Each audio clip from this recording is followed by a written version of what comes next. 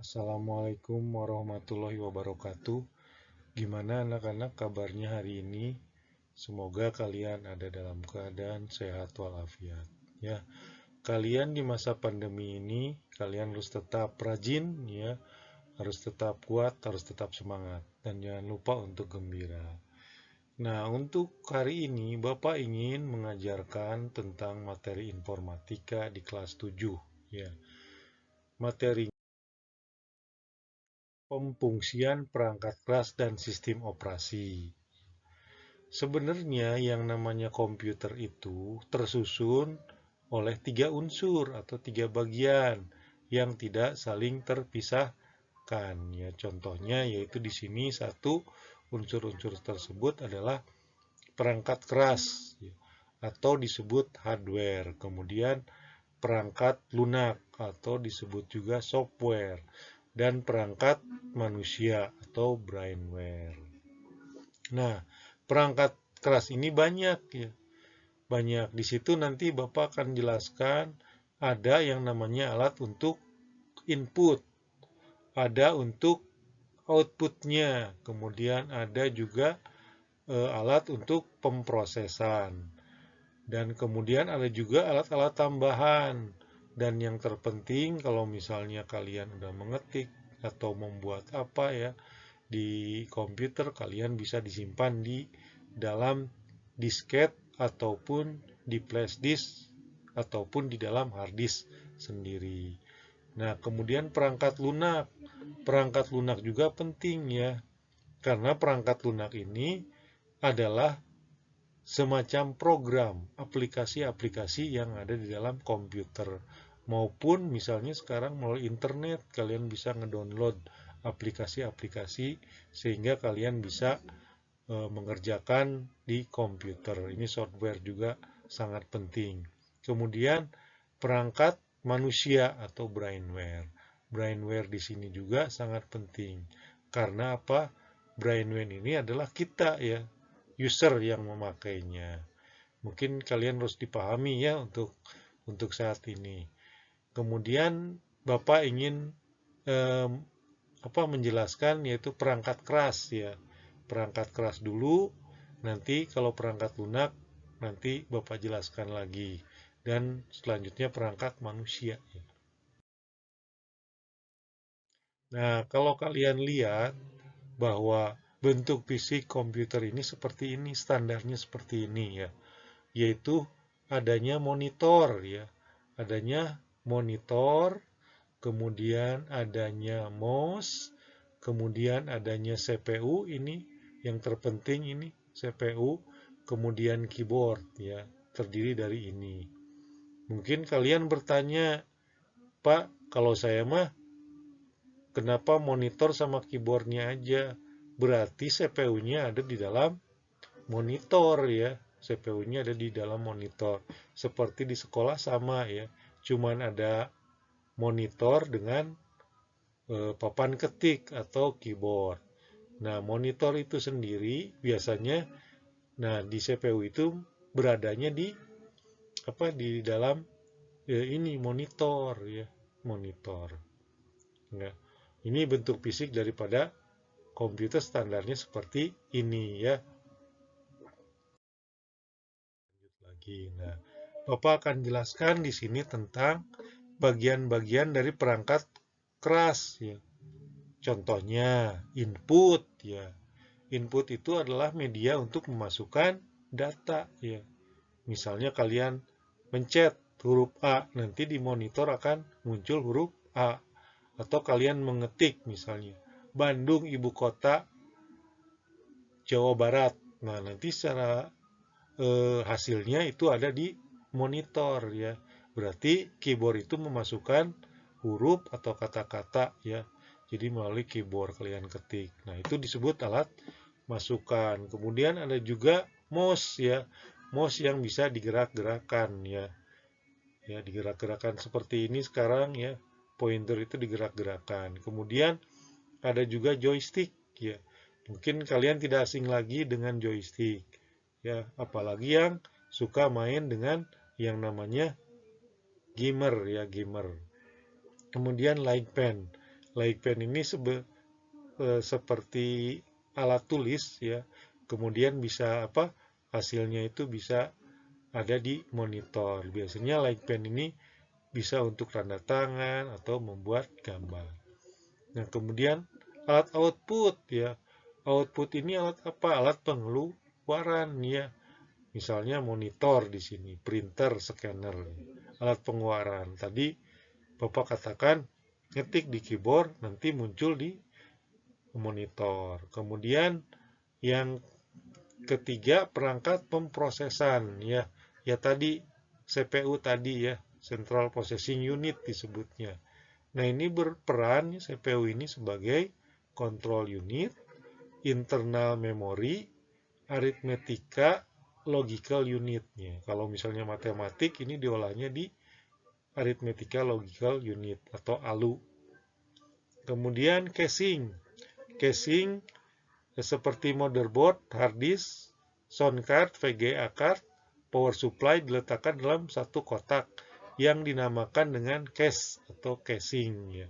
Nah, ini motherboard, hard disk dan sound card, VGA card itu adanya di dalam CPU atau ditutupi sama casing ya. Casing.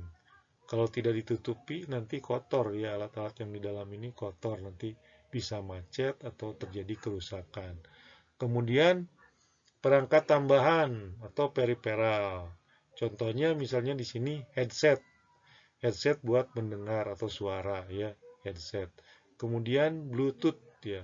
Bluetooth biasanya untuk misalnya tidak menggunakan kabel, tapi kalian bisa ngirim data, file atau apa.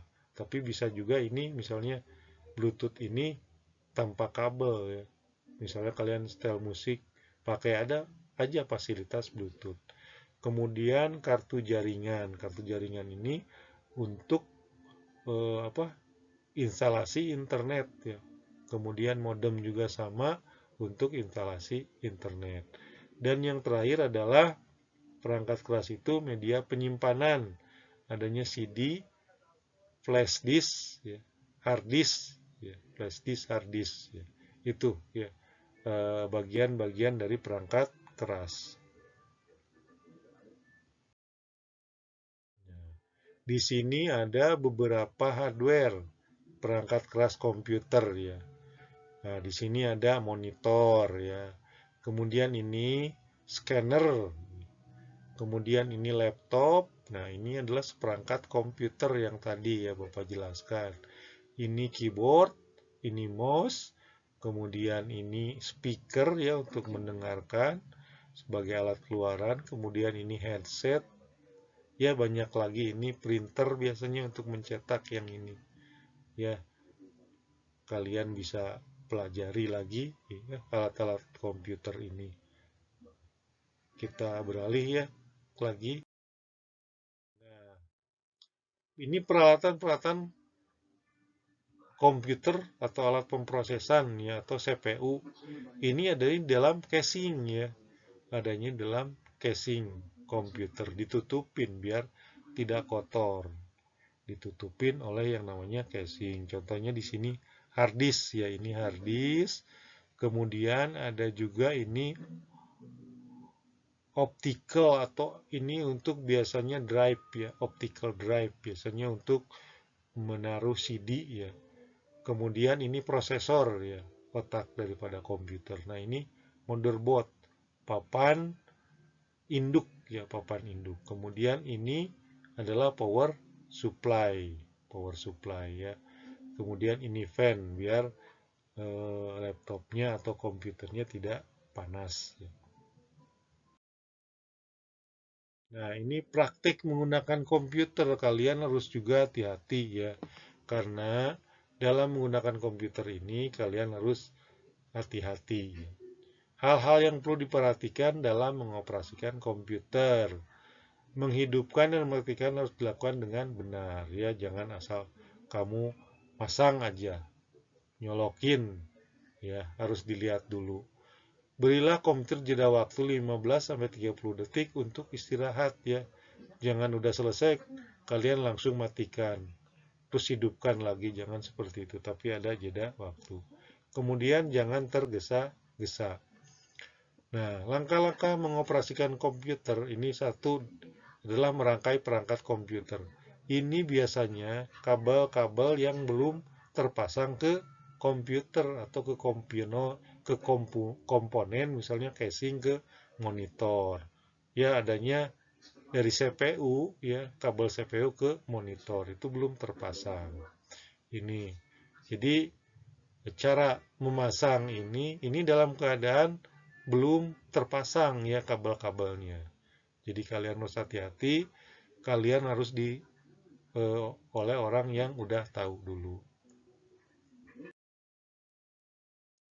Nah, menyalakan komputer caranya gimana? Yaitu dengan satu, prosedur menghidupkan komputernya harus benar ya tadi. Kemudian macam-macam menghidupkan booting itu cara menghidupkan komputer namanya booting. Call booting itu apa? Call booting itu adalah menghidupkan komputer dalam keadaan mati komputernya. Jadi belum ada aliran listrik atau apa. Kemudian pasang, kemudian dicolokin dan kemudian kalian powernya dihidupkan. Nah, nanti itu disebut call booting. Kalau warm booting, kalian menghidupkan komputer dalam keadaan di sini dalam keadaan hidup komputer nyala ya. Kemudian kumaha sih cara mematikan komputer? Yaitu tekan tombol start di monitor ya biasanya, kemudian lo tekan tombol power. Tombol power itu biasanya ada perintah shutdown, ada perintah restart ya. Nah, kalian klik tombol shutdown. Kerusakan akibat mematikan komputer yang tidak sesuai. Nah, jadi kalau mematikan komputer harus betul ya, karena mematikan komputer itu harus sesuai dengan prosedur agar komputernya awet. Macam-macam kerusakan di sini. Satu, kerusakan file. Mungkin kalau file bisa di ini. Tapi kalau misalnya kerusakan sistem operasi, ini kalian berarti harus kalian install lagi sistem operasinya ya. Kemudian 3, kerusakan hard disk. Nah, ini dibetulkan oleh teknisi. Kemudian mengakhiri program aplikasi yang macet. Biasanya ngehang dan sebagainya. Kalian bisa coba dengan Ctrl plus Alternate plus Del. Ya. Kemudian pilih program yang sesuai, lalu klik tombol End Test. Kemudian 3, kalian tekan tombol Reset biasanya ya. Reset ada di CPU. Tetapi itu juga jangan sering-sering. Karena kalau sering-sering, nanti secara paksa nanti komputernya akan rusak. Nah, itu ya. Jadi cara mematikan